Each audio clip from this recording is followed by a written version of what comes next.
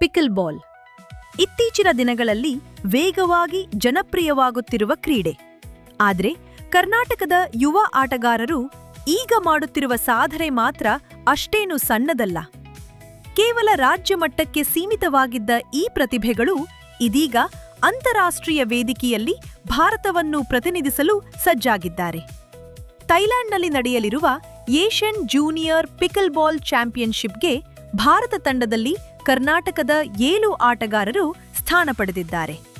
ಈ ಹಿನ್ನೆಲೆಯಲ್ಲಿ ಯಲಹಂಕದ ನ್ಯೂಟೌನ್ ಕ್ಲಬ್ನಲ್ಲಿ Karnataka state pickleball association ವತಿಯಿಂದ ವಿಶೇಷ ಕಾರ್ಯಕ್ರಮ ಆಯೋಜಿಸಲಾಗಿತ್ತು. ಆಟಗಾರರಿಗೆ ಅಧಿಕೃತ ಜರ್ಸಿ ಹಾಗೂ ಸಂಪೂರ್ಣ ಸ್ಪೋರ್ಟ್ಸ್ ಕಿಟ್ ವಿತರಿಸಲಾಯಿತು. ಆದರೆ ಈ ಆಟಗಾರರ ಯಶಸ್ಸಿನ ಹಿಂದಿರುವ ಪರಿಶ್ರಮವೇನು ಗೊತ್ತಾ?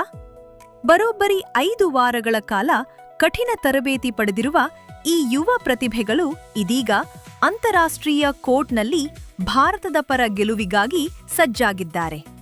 ಸ್ಕೆಚರ್ಸ್ ಪ್ರಾಯೋಜಕತ್ವದಲ್ಲಿ T shirt, track suit, professional shoes, kit bag ಸೇರಿದಂತೆ ಸಂಪೂರ್ಣ ಸ್ಪೋರ್ಟ್ಸ್ ಕಿಟ್ ಆಟಗಾರರಿಗೆ ನೀಡಲಾಯಿತು.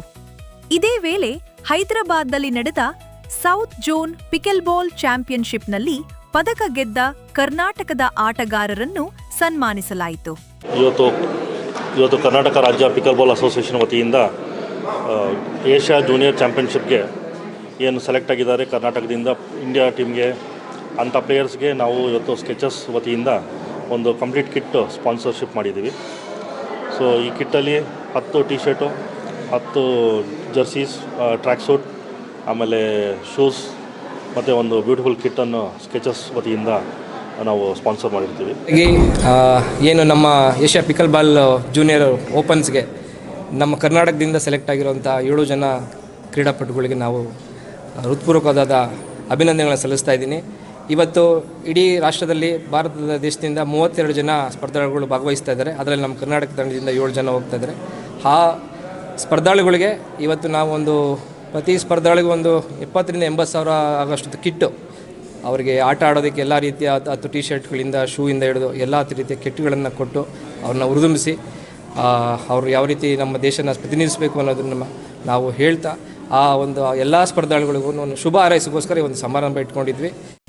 ಜೊತೆಗೆ ಯುವ ಪ್ರತಿಭೆಗಳಿಗೆ ಮತ್ತಷ್ಟು ಅವಕಾಶ ಕಲ್ಪಿಸಲು ಕೆಪಿಪಿಎಲ್ ಜೂನಿಯರ್ಸ್ ಸ್ವರೂಪ ಹಾಗೂ ಹೊಸ ವಿದ್ಯಾರ್ಥಿ ವೇತನ ಯೋಜನೆ ಜಾರಿಗೆ ತರುವ ಬಗ್ಗೆಯೂ ಘೋಷಿಸಲಾಯಿತು. ಇದೀಗ ಎಲ್ಲರ ಕುತೂಹಲ ಒಂದೇ: ಥೈಲ್ಯಾಂಡ್ನಲ್ಲಿ ಕರ್ನಾಟಕದ ಈ 7 ಯುವ ಪ್ರತಿಭೆಗಳು ಭಾರತಕ್ಕಾಗಿ ಎಷ್ಟು ಪದಕಗಳನ್ನು ಗೆದ್ದು ತರುತ್ತಾರೆ ಅನ್ನೋದು ಎಲ್ಲರಿಗೂ ಕುತೂಹಲ. Sagar, news times, Bengaluru.